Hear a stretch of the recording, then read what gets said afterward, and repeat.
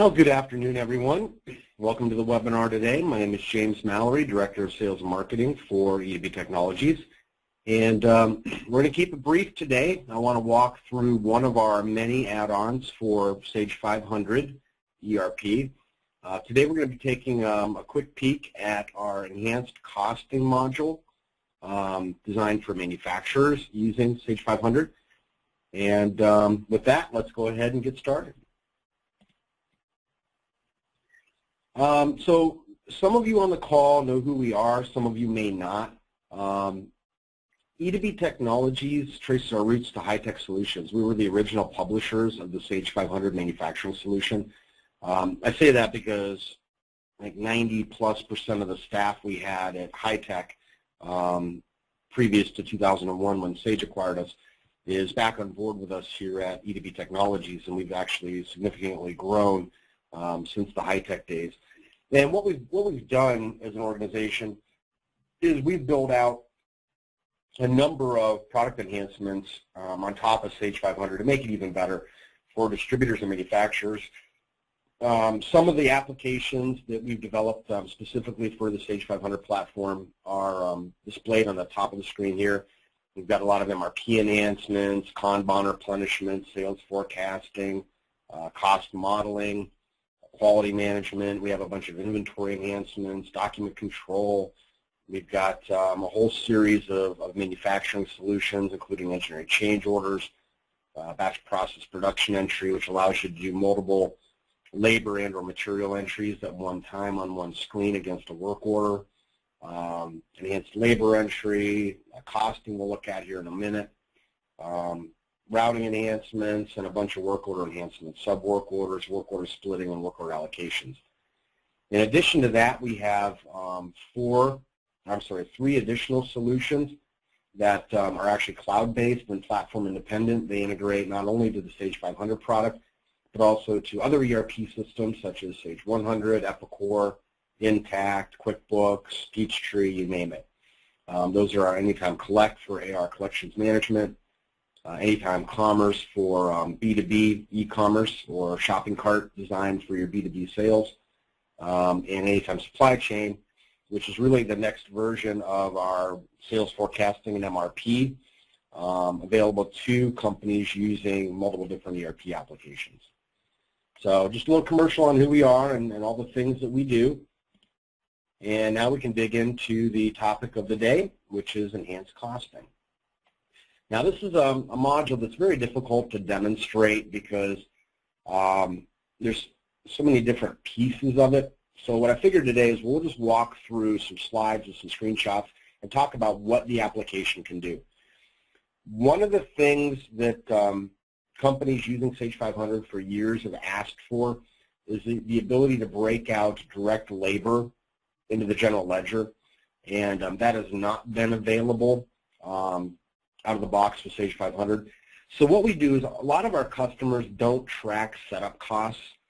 So it's sort of a workaround for this. If you're not tracking setup costs on your manufacturing, we have a checkbox that we've added that allows you to break out your direct labor to that fixed setup bucket in your general ledger so that you can get that reporting and analysis that you've been looking for within the general ledger itself.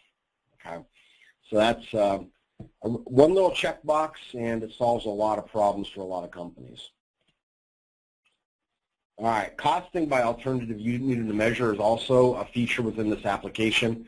The best way to understand this is to really use it as an example. The example we're going to use here is a heat treat operation. And what we've done here is instead of costing based on pieces per hour, hours per piece, or a batch, we give you the ability to define this using a different unit of measure. So maybe, for example, with this heat treating, I have a heat treat operation or plating or whatever, and I want to track it based on the pounds that I put into that work center. Those could be different types of parts, etc. Right? So we're going to allocate the cost from a work center perspective to the actual pound per piece. Okay, so it gives you some flexibility here. This then carries through to the routing step. So again, instead of pieces per hour per piece, we're actually going to be costing this based on the pounds per piece, okay, and how many pieces we're putting into that work center for that operation. There's a lot of calculations that go along with this. We're calculating the fixed run based on the pounds per piece times the work center fixed run cost. You have an example here.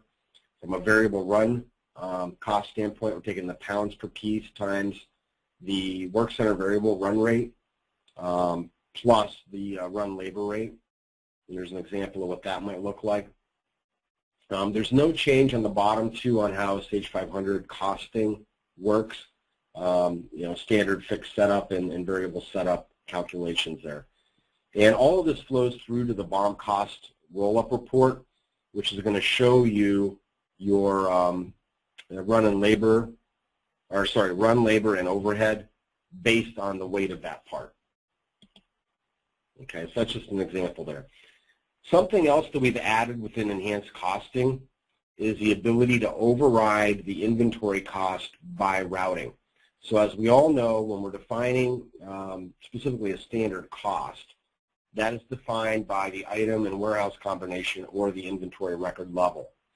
That then carries forward into the routing. Now, there are maybe situations, and I'm going to give you some examples of why you might want to do this, why you might want to override the standard cost on a routing by routing basis.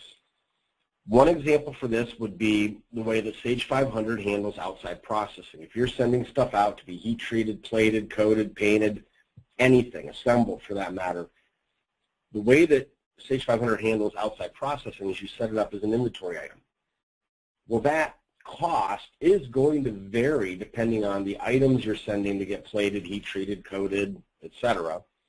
So you can define one inventory item for that outside process, but then at the routing level, you can define the override cost that your work in process, your job cost, and everything else will use for that particular routing. Okay. We've also seen this used for scenarios where maybe I have bar stock or maybe some replacement parts. And I don't know exactly what that cost will be by routing. I can set up one single inventory record for a generic item, and then I can go into the routing and I can actually then maintain what the standard cost would be for that particular routing and bill of material. Okay, so use your imagination here. This gives you a lot more flexibility.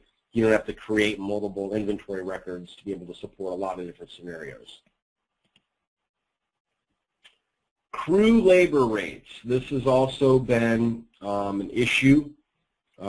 Sage 500 in routing maintenance has, on the labor steps, what they call an operator factor.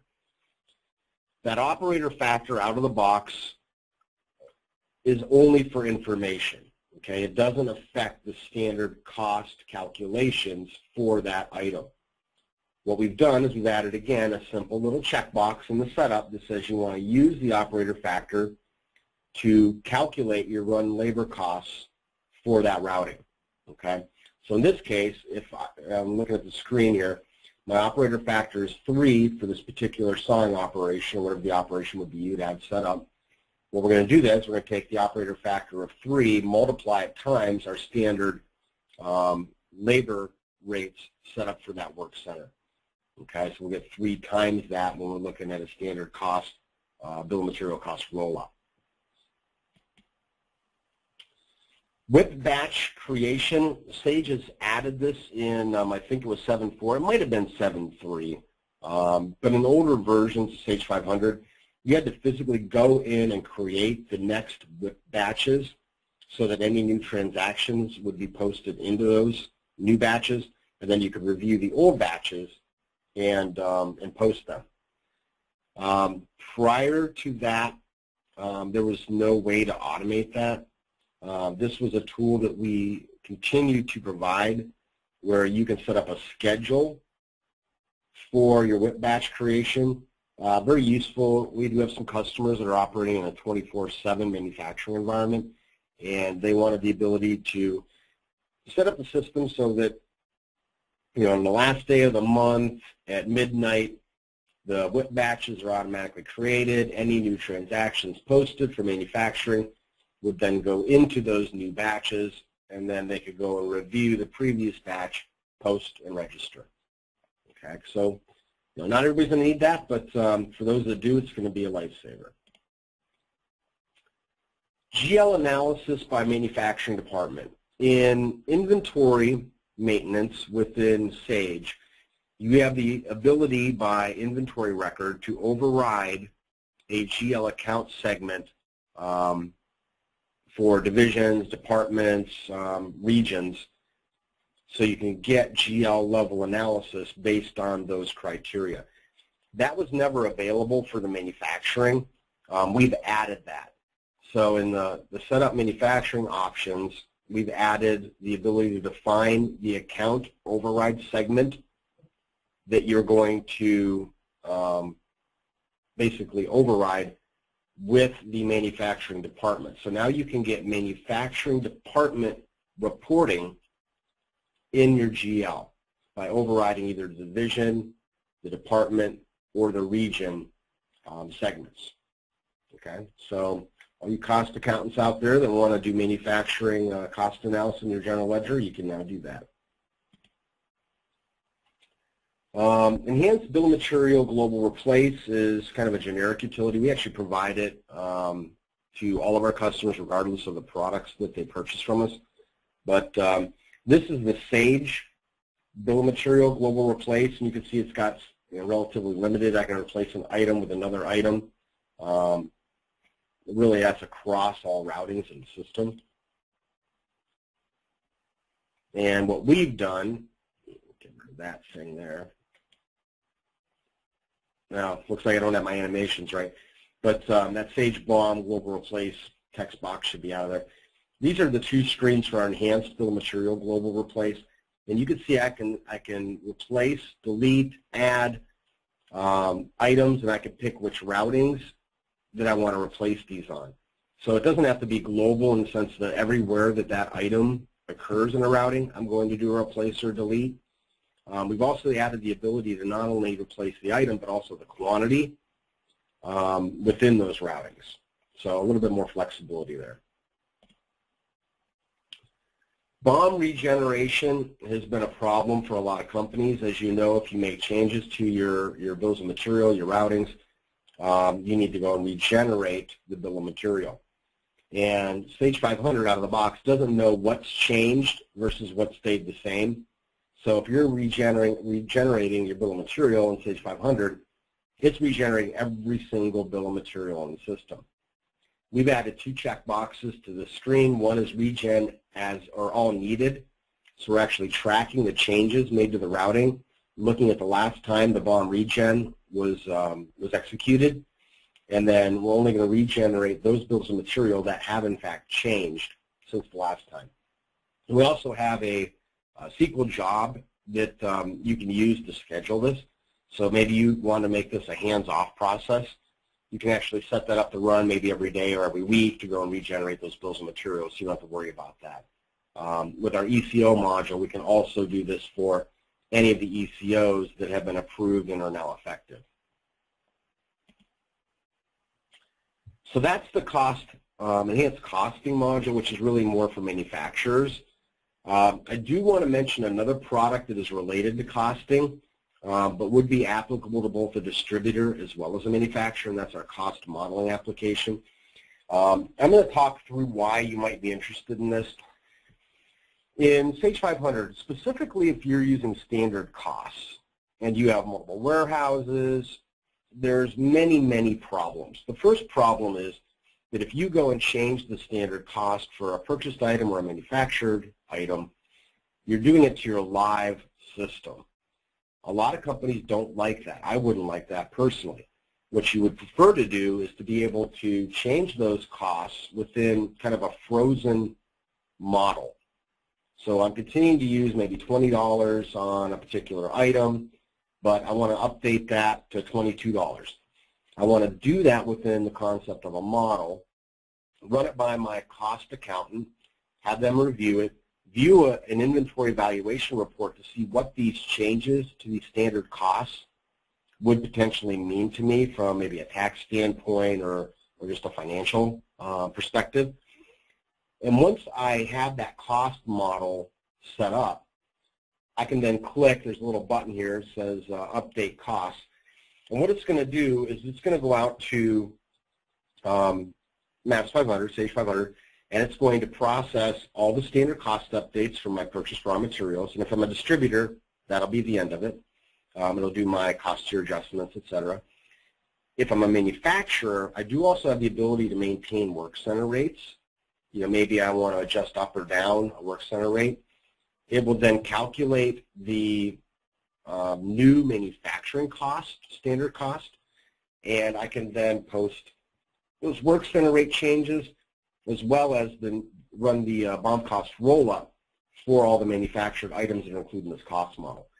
A lot of other benefits. The other thing is when you change a standard cost in MAPS 500,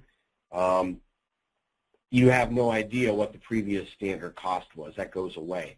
We track a complete history of what was the standard cost for this item in this warehouse at this particular time.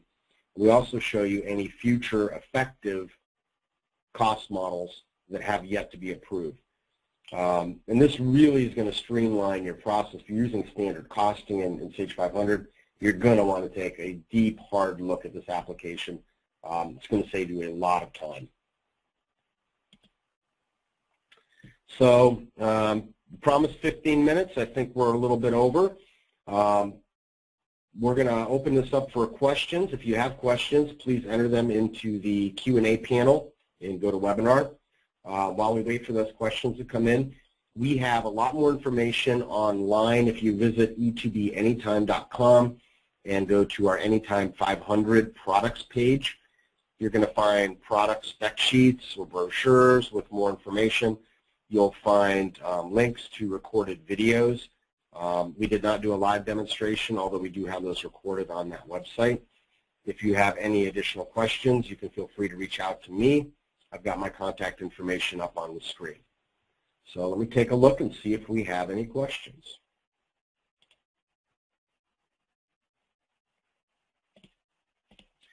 At this time, I'm not seeing any questions, so we're going to conclude the webinar and let you carry on with your lunch or your afternoon. And we look forward to seeing you on a future webinar. Thank you for joining, and we will talk to you all very soon. Take care. Bye-bye.